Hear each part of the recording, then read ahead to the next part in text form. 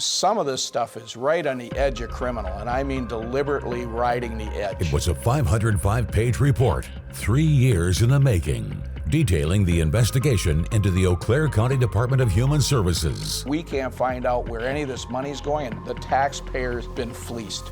News 18 is digging deeper into the key findings from the investigation. There's a real problem at the top. Watch News 18's half-hour special report, In the Red, Thursday at 6:30.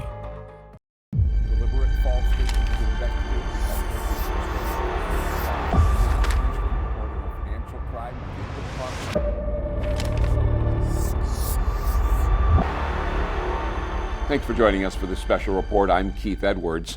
Tonight we are taking a deep look into the Eau Claire County Sheriff's Office investigative report into the Department of Human Services. As you know, no charges were filed after the investigation wrapped, but the fallout from this report could still be forthcoming.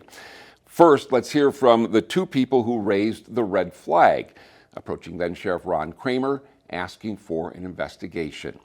Here's why they made that decision back in May of 2020. It's our responsibility to the taxpayers to account for where this money is going. And when that isn't happening, when you get answers like, I don't know, I don't have that data, I don't have that with me, I'll have to get back to you. And they never do. And it never happens. They never do get back to you. As a board supervisor, you reach the point where you say, you know what, enough's enough. According to the investigative report, during the nearly 3-year investigation, 160,000 pages of documents were read, approximately 400,000 emails and messages were reviewed, and a forensic audit was done. Dozens of witnesses were also interviewed. While all that was happening behind the scenes, here's a look at the timeline as we saw it. In May of 2020, we were in the early stages of the coronavirus pandemic. Schools in Eau Claire County were closed. Students were learning virtually. Wisconsin's safer-at-home order was just overturned. And the Sheriff's Office began investigating the financial deficits of the Eau Claire County Department of Human Services. That May, 2 county board supervisors contacted then-Sheriff Ron Kramer after learning the department was more than $3 million over budget in 2019. More than $1 million of that came from an accounting error. The department was also over budget the year prior to that, and the year before that. Fast forward to August 11, 2020. That's when charges were filed against Zur Smith, a former DHS employee, for theft. She had already been fired after an internal investigation.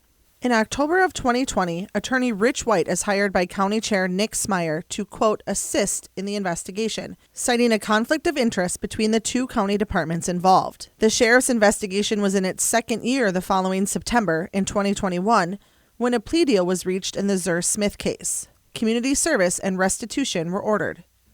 October 2021. Sheriff Kramer issues a press release saying the investigation has been met with, quote, minimal cooperation and continued unfulfilled requests. Search warrants were issued and served. More than a year later, and more than 2.5 years after the investigation began, in December of 2022, the investigative documents were handed over to the La Crosse County District Attorney for review. He would decide if any criminal charges should be filed. On March 3, 2023, Tim Grinke released his decision, declining to issue any criminal charges, but calling the investigation necessary and adding some harsh criticism of some county officials and departments. On May 26, the Sheriff's Office made its investigative report public. That brings us to today. The investigative report is out and being read by county board members, lawyers, administrators, county employees, and taxpayers like you. Now let's dig deeper. We already mentioned how the budget deficits were a big red flag for a couple of board members, but there were others. And now we find out money's going to $900 mahogany high chairs and trips to Minnesota, raising, when you're in a deficit situation. I mean, come on, when your credit card's maxed out, you want to go party in Minnesota and upgrade your airfare and rent cars and do all that stuff? Felicity Bosk digs deeper into this so-called extravagant spending. She also looks into what has changed since 2019. The sheriff's investigation calls it extravagant spending. Big purchases made for clients and for staff, many without receipts, when the department was already, knowingly, over budget. Here are some examples. Upgrades in airfare and hotel rooms while at trainings or meetings. Like in April of 2019, then DHS Director Diane Cable stayed 3 nights in Washington, D.C., costing the county nearly $1,400. In that same month, 21 DHS employees stayed at a hotel in Minneapolis for a 1-day training. Investigators noted the location of the training was an hour and 23 minutes from the courthouse. 2 days after that, a DHS employee spent 3 days in the Wisconsin Dells in a Whirlpool suite. In May of 2019, DHS spent $4,866 at the Gaylord National Resort in Washington, D.C. During the time of all those transactions, the department was over budget by more than $600,000. The investigative report also detailed extravagant spending on DHS clients. The reason for those purchases was often not disclosed, citing HIPAA. Examples include a nearly $700 bouncy house, a gazebo, a swimming pool, a tricycle, trampolines, and musical instruments including a violin and an $829 piano. Another purchase, mahogany high chairs. When questioned about that, a county official said they were bought because the client wanted them to match the trim in their house. Eau Claire County Purchasing Department Manager Greg Bovee told News 18 in a recent interview, a lot of those items were reimbursed by the state. There really isn't a finite list of here's what you can purchase and here's what you can't purchase. As long as it goes towards the benefit of the child in a therapy or therapeutic means, it's essentially authorized by the state. He also says a lot has changed since 2019. Any time that there's whether it's an investigation or just questions being asked, you get a chance to step back and reflect and go, are we doing things the way we're supposed to be doing them? Can we do them better? Can we be more transparent? Are there departments that we can lean on for help? I don't think that they considered finance a partner that could help them at that time, and I would hope that they would feel now that we are. Another source of frustration for Steve Chilson and Mark Beckfield, the Department of Human Services paying large funds to a business, expenses they say they were lied to about. We were told there was no cost to Eau Claire County for their services. And hundreds of thousands of dollars later, paid to Aaliyah, came forth when we were told it was free. Aaliyah, a Minnesota-based nonprofit, was paid more than $200,000. Julia Lopez dug deeper into this. While many questions still remain about the DHS's involvement with a nonprofit called Aaliyah, here's what we do know. According to the investigative report, from 2019 to 2021, Eau Claire County paid the organization $217,953, and investigators say DHS officials lied about it. In 2019, the report shows the Eau Claire County DHS started working with St. Paul-based Aaliyah, which describes itself online as a nonprofit that offers support to child welfare agencies across the U.S.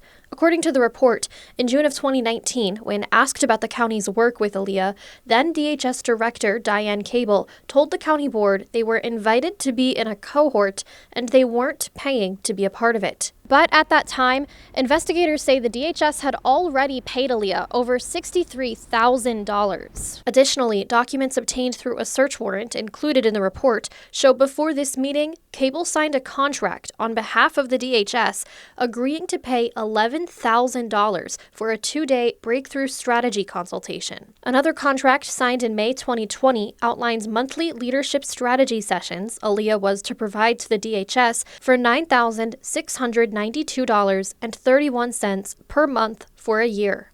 That number's important because investigators say they believe those payments were structured to be just under $10,000. Any payments over $10,000 have to be reported to the county board, so the board didn't know these payments were being made. That spending, another red flag. But when some county board members started asking questions about it, that's when some started suspecting the problems ran much deeper. The accounting practices in DHS, they had their own accountants in their own department, and they couldn't even, their records were so bad they couldn't even tell you where their credit cards were going. Here's our own Katie Frenetton with a look into the DHS's bookkeeping as outlined in the investigative report. As I was combing through the pages of the final report, one theme was very apparent: bad bookkeeping. Investigators detailed how numbers were changing that just shouldn't have been changing, and the DHS was known for not turning in receipts.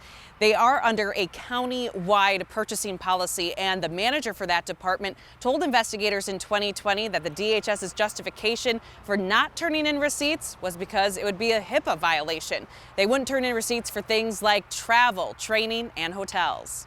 Greg Bovee goes on to say the department will only provide documentation if a department credit card holder is randomly selected for an audit. They are then sent a redacted version. In addition to not turning in receipts, another red flag: gift cards being purchased using county-issued credit cards.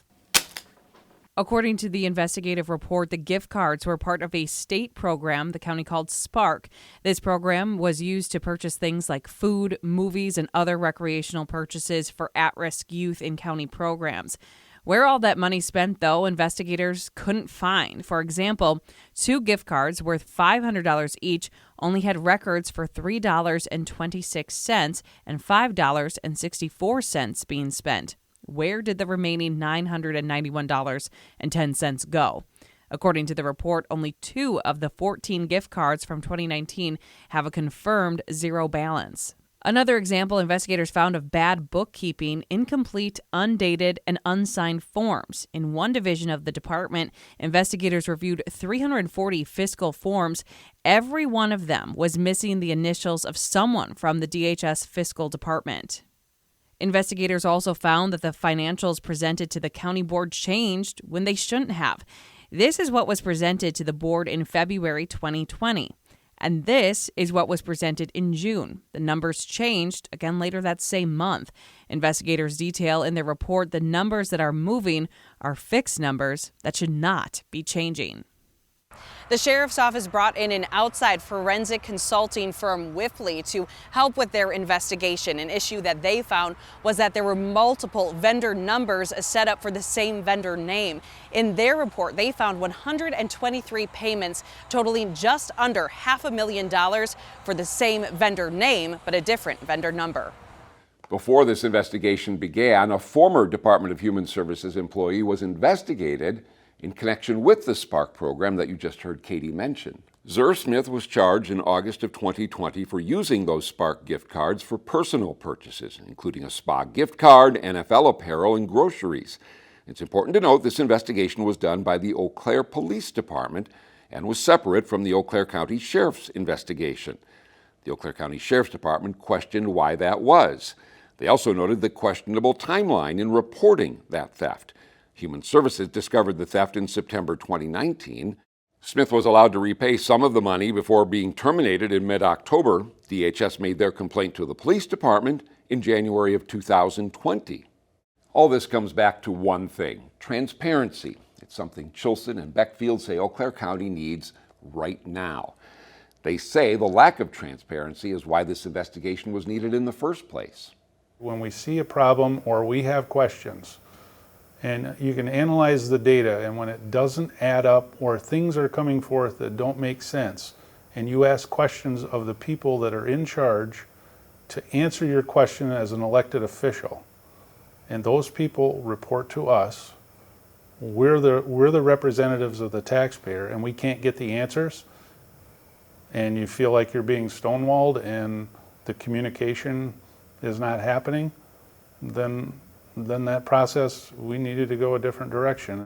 The lack of transparency was a problem before the investigation, and investigators say it was a problem during the investigation. Shannon Hoyt digs deeper.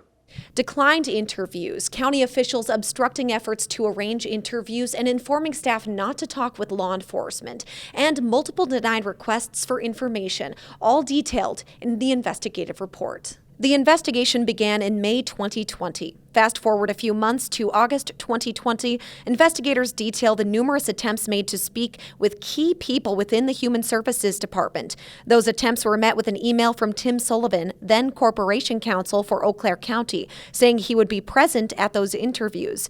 Then Sheriff Ron Kramer and then District Attorney Gary King both asserted he had no right to be there, an issue they vetted with the Department of Justice and the Division of Criminal Investigation and Division of Criminal Litigation. That was debated through a series of emails with King and Sullivan that ended when Sullivan CC'd material witnesses on the correspondence. It was a move King said further tainted the ability to conduct a complete investigation.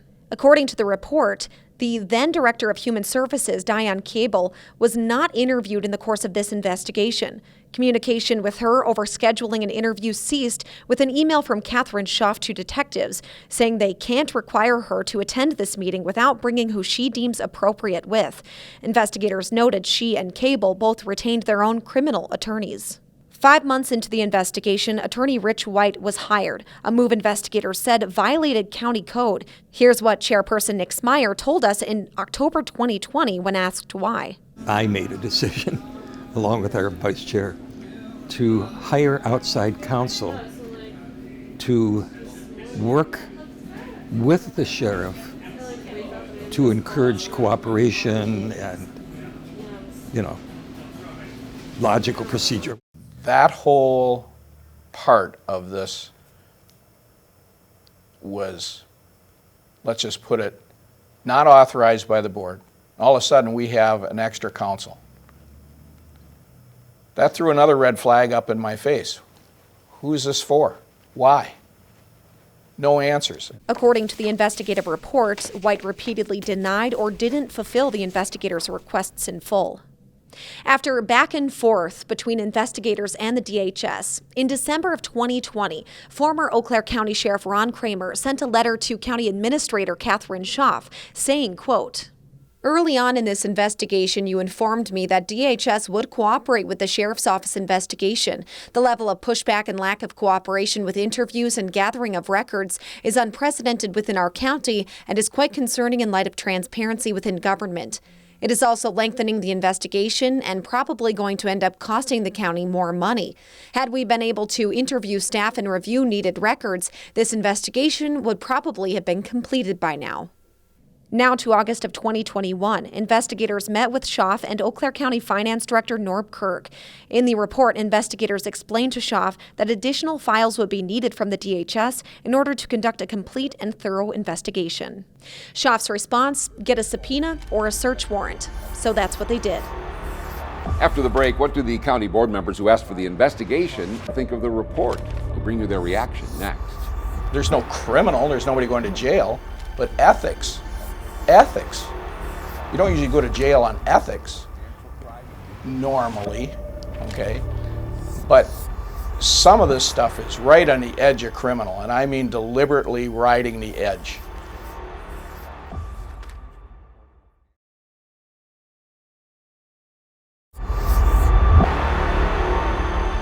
It's been more than 2 weeks since the lengthy investigative report into the Eau Claire County Human Services Department was released. Shannon, what kind of reaction have you seen? And Keith, I sat down with county board members Steve Chilson and Mark Beckfield. For them, they finally got some of the answers to the questions they were asking more than 3 years ago. Here's their reaction to the report. I can't believe what I'm reading here. I mean, you don't have to read the whole thing. Pick any pages and start reading, and you're going to shake your head. How can this go on? There's so many things in that report that in itself is upsetting. But when you add on layers and layers and layers, any one of those things should be reprimanded. And unfortunately, they haven't been. The report outlines a lot of the things that Mark and I felt. It filled in a lot of the gaps, things that we maybe had presumed or we there was a good hunch that something was going on. And when you read the report and you read the emails that are in there, you read the detectives' investigations, it completes some of the blanks that we had. I'm going to give you a good example. Over the last 3 years, you've heard from the top of Eau Claire County, we're completely cooperating with the sheriff's investigation. Mm-hmm. Over and over and over, we heard that. It's nothing but a fishing expedition. Yeah. Then go to page 398. All of those people who said those things refused to be interviewed. It's right there in the report. How does it make you feel? I'm upset. Mm-hmm. I'm angry. That's why I'm here. It's time to put this out there. We have been told by the Sheriff's Department to stay quiet all 3 years. We have done exactly what we said. And now is our opportunity to tell our side of the truth and put the light clearly on where the problem is, at the top of Eau Claire County management. So even though Mark and I went to the sheriff and expressed our concerns, gave him the information, his department decided what they wanted to do with that. That didn't exempt us. I had a call from the detectives, as did Mark. We both went down to the courthouse and did our own interviews with them. Mine was over an hour long with the detectives, asking me questions, telling them what I knew. I mean, I had no problem going. So when I read in the report, it says over and over and over, and we as supervisors knew the commentary that everyone's cooperating with the sheriff. I knew that wasn't true. Mark knew that wasn't true. It's nice to read it in the report because you can see, just as Mark referenced in the report, which individuals weren't cooperating. And to throw on top of that, I was the chair of the Human Resources Committee for Eau Claire County for 7 years. A memo went out to all employees from the top to not talk to the sheriff. And if you were, here are the bullet points you can say to the sheriff. Come on. If you're not trying to cover something up, then don't say you're completely cooperating when you're not.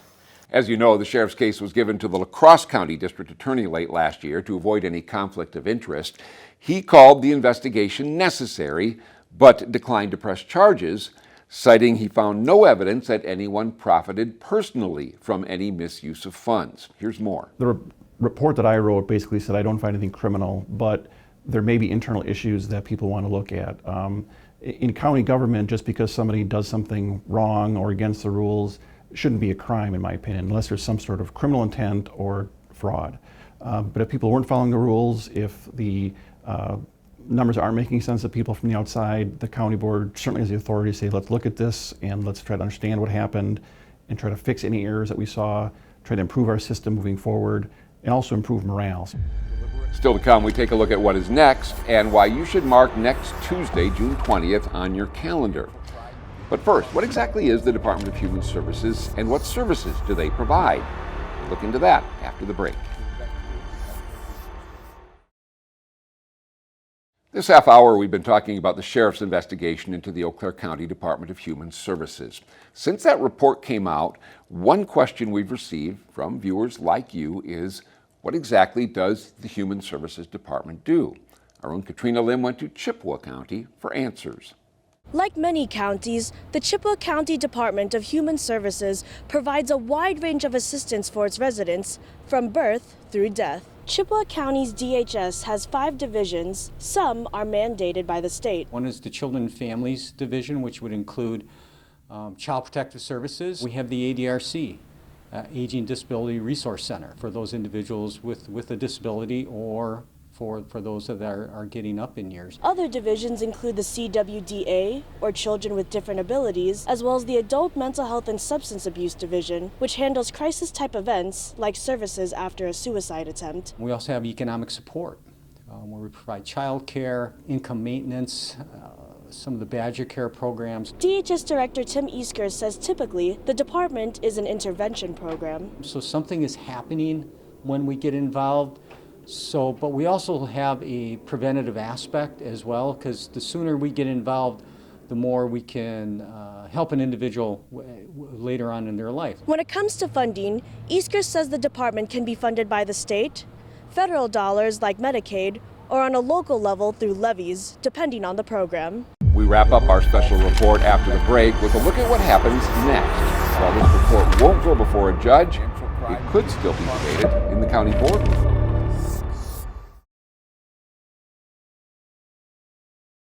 We reached out to many individuals as we prepared this special report. Some were people named into the report. Others were those who could give context to the report. Many declined our interview requests, including Eau Claire County Administrator Catherine Schaaf. She did provide a statement, however. It reads in part, the criminal investigation report is not conclusive as to any allegations of wrongdoing, and remedial actions to address many of the concerns raised have already taken place. The Eau Claire County Board Chair Nick Smyer also declined to speak with us. He said in an email, what the public is seeing at this time is only part of the situation, one side of a complicated situation. As chairperson, I cannot speak on behalf of the board on this matter until the county board has had the opportunity to meet and discuss the report and the assessment. That will happen on June 20th. So what's next? Remember the date June 20th? Here's why that date is important. That is when the Eau Claire County Board will meet for the first time since the report came out. Now, at that meeting, a law firm called Von Briesen and Roper will present its own report to the county board as well. That law firm was hired to conduct its own non-criminal investigation and analysis of potential personnel and policy issues. Once that report is public, the county board will decide if any remedial action is needed. That meeting is at 7 p.m. in the county boardroom. You can attend in person or virtually. We've dedicated this last half hour to informing you about the investigation into Eau Claire County's Department of Human Services. There is a lot of information to digest, and we believe in full transparency. That is why you can find all of the documents related to this report, including the full investigative report, statements from county officials, extended interviews, and the written release from the La Crosse County DA on WQOW.com. Now, our coverage doesn't end there. News 18 is committed to covering this topic every step of the way. We will be bringing you in-depth coverage from that June 20th County Board meeting and every step beyond that. Thank you for watching, and have a good night.